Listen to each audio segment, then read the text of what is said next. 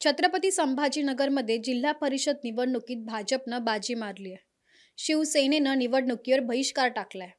अध्यक्षपदी भाजपचे अविनाश गलांडे आणि उपाध्यक्षपदी जितेंद्रबाबा जयस्वाल यांची निवड करण्यात आली आहे. भाजप शिवसेना युतीची बैठक झाली. त्या बैठकीला पालकमंत्री संजय शिरसाट आणि त्यांचे आमदार उपस्थित होते.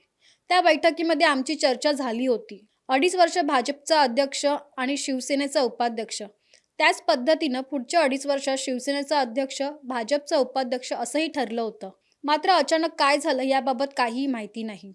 बैठकीसाठी संजय शिरसाट यांची वाट पाहिली, पण आज ते काही आले नाहीत, अशी माहिती भाजप मंत्री अतुल सावे यांनी दिली.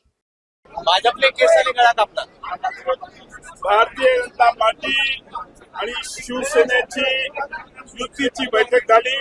त्या बैठकीला पालकमंत्री स्वतः होते, बापू भुमरे होते, संजनाताई जाधव होत्या, बोरनारे साहेब होते आणि भारतीय जनता पार्टीतर्फे अनुराधाताई चव्हाण आणि प्रशांत बंग अशी आमची सगळ्यांची बैठक झाली. त्या बैठकीमध्ये निर्णय झाला 2.5 वर्ष भाजपचा अध्यक्ष आणि शिवसेनेचा उपाध्यक्ष आणि त्याच पद्धतीने पुढच्या 2.5 वर्षात शिवसेनेचा अध्यक्ष आणि भाजपचा उपाध्यक्ष असं त्या बैठकीत ठरलं. सगळं टाईप केलं, सगळं झालं. त्यानंतर अचानक काय घडलं मला माहित नाही. 3 दिवसापुढे असं माहिती पडलं की त्यांनी जे अपक्ष किंवा आमचे पुरस्कृत उमेदवार होते त्यांना फोन करून सांगत होते की आम्ही वेगळं सरकार बनवणार आहोत, तुम्ही आमच्याबरोबर या. अपक्ष उमेदवारांना पण कंपा. त्याच पद्धतीने आमदार सतीश चव्हाण यांनी पहिल्या दिवशी जाहीर केलं होतं की आमचा पाठिंबा हा भारतीय जनता पार्टीला असणार आहे आणि आम्ही त्या बैठकीत पण सांगितलं होतं की आमच्या कोट्यामध्ये एनसीपी असणार आहे आणि राष्ट्रवादी काँग्रेस आमच्या बरोबर आहे असं जाहीर केलं होतं. असं असताना सुद्धा त्यांनाही फोन करत होते की आम्हाला भाजप बरोबर जायचं नाही. हे ज्यावेळेस कळालं त्यावेळेस मी माननीय पालकमंत्र्यांना विचारलं तर ते म्हणे मला काही माहित नाही असा त्यांनी आम्हाला उत्तर दिलं. ज्यावेळेस आमच्या लक्षात आलं की ते आमच्या पुरस्कृत उमेदवाराला आमच्या पक्षात, मग आम्ही आमची गणितं जोडायला सुरुवात केली आणि आमच्याकडे 23+2 आमचे पुरस्कृत होते.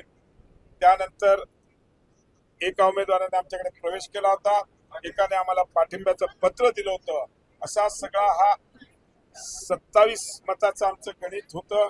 त्यात एनसीपीचे 4 मोजले तर 31 होत होते आणि एक आम्हाला कमी होत्या. आम्ही त्या पद्धतीने मॅनेजमेंट केली.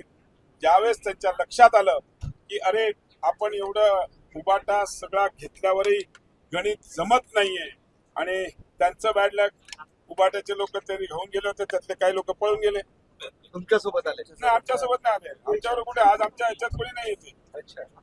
त्यांच्या बरोबर पण त्यांच्या बरोबर नाही राहिले.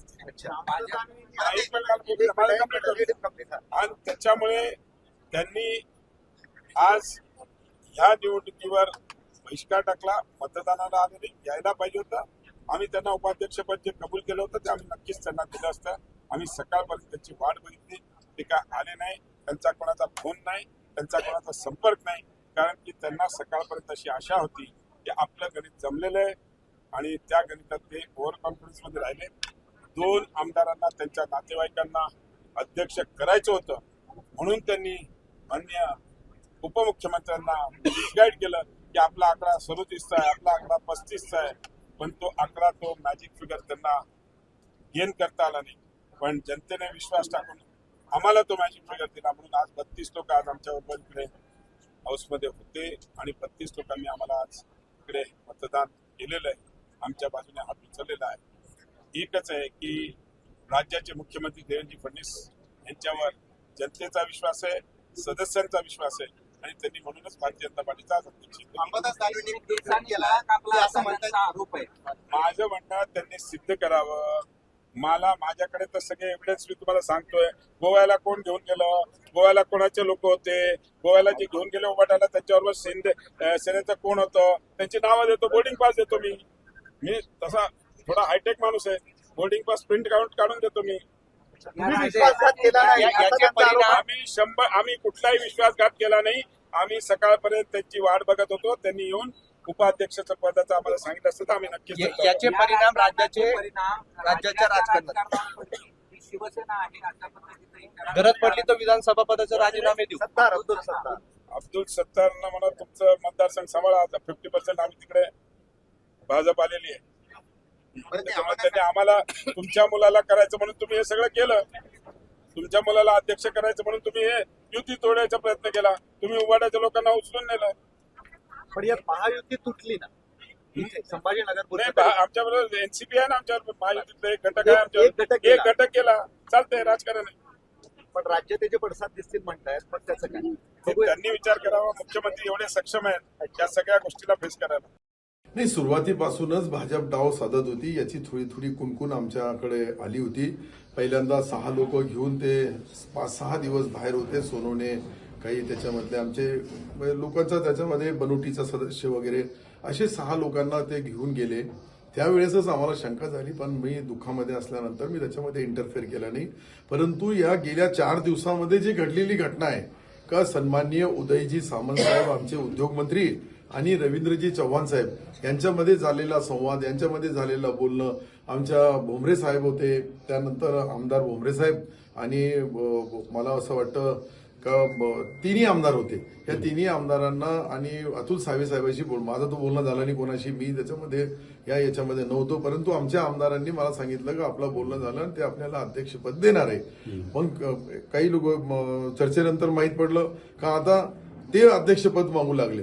तर याच्यामुळं जे दिलेला शब्द आहे आणि हे पहा, जो आमच्या उदय सामंत सारखे एक ज्येष्ठ मंत्री, एक आमच्या पक्षाचे जबाबदार पदाधिकारी यांच्याशी बोलल्यानंतर हा धोका बसला, याचा मला आश्चर्य वाटते. बाकी काही नाही. त्यांनी कधी सुरुवातीला सांगितलं तर तुम्ही तुमचं करा, आम्ही आमचं करू, संपलं काम. याचे परिणाम काय होते? याचे परिणाम पुढच्या भविष्याच्या निवडणुकीमध्ये त्यांच्या वरिष्ठांनी, आमच्या वरिष्ठांनी याच्यामध्ये इंटरफेअर केला नाही आणि याला व्यवस्थितशीर दोघाला विश्वासात घेऊन पुढची वाटचाल केली नाही तर याचे परिणाम भोगावे लागतील. मी स्पष्ट बोलू लागलो. शेवटी जिल्हा परिषद ही जी निवडणूक आहे ही अनेक वर्षापासून भारतीय जनता पार्टी आणि शिवसेना यांची कधी युती राहायची, कधी नाही राहायची. परंतु शिवसेनेची सत्ता सातत्याने महापालिका असेल, जिल्हा परिषद असेल, या ठिकाणी या संभाजीनगर त्यावेळच्या औरंगाबादमध्ये स्वर्गीय बाळासाहेबापासून ही जी परंपरा आहे त्या परंपरेला धोका बसलेला आहे. आणि हे जे त्यांनी जी आमच्यासोबत जी गद्दारी केली या गद्दारीमध्ये विश्वासघात झाला. मी तर पहिल्यापासूनच बोलतो विश्वासघात होणार आहे, विश्वासघात. ते म्हणे नाही तुम्ही चिंता करू नका, सर्व वरिष्ठ लेवलवर चर्चा झालेली आहे. आम्ही त्याच्यावर बिंदास राहिलो आणि याच्यामुळे तो धोका बसला. या धोक्याचा आता वरिष्ठ नेते जे निर्णय घेतील त्याच्यावर पुढची रूपरेषा आणि दिशा ठरवली जाईल. आपण बघताय की संबंध देशामध्ये, संबंध राज्यामध्ये भारतीय जनता पार्टीच्या कामकाजामुळं या ठिकाणी देश आणि राज्य अत्यंत चांगल्या प्रगतीपथावर जात आहेत आणि गल्ली ते दिल्ली या ठिकाणी भारतीय जनता पार्टीची सत्ता असावी यासाठी मोठ्या बहुमताने आदरणीय या राज्याचे मुख्यमंत्री देवेंद्रजी फडणवीस साहेब यांच्या नेतृत्वावर विश्वास ठेवून आज जवळजवळ या छत्रपती संभाजीनगर जिल्हा परिषदमध्ये भारतीय जनता पार्टी हा नंबर 1चा पक्ष या ठिकाणी निवडून आलेले आहेत. आणि म्हणून आज या ठिकाणी भारतीय जनता पार्टीच्या अध्यक्षपदी माझी निवड झाली, उपाध्यक्षपदी आमचे सहकारी जितेंद्र जयस्वाल साहेब यांची निवड झाली. पहिल्या अध्यक्ष साहेब या निवडणुकीत सर्वच पक्षांनी बहिष्कार घातला, फक्त तुमचाच पक्ष होता. नाही, कोणत्याही पक्षाने या ठिकाणी बहिष्कार घातला असं म्हणता येणार नाही. त्यांनी एक प्रकारे आम्हाला या ठिकाणी सहकार्य केलेलं आहे. कसे सहकार्य केले ते आमचा 32चा कोरम या ठिकाणी जो काही मॅजिक फिगर आहे तो पूर्ण राहिला होता आणि म्हणून ते या ठिकाणी आलेले.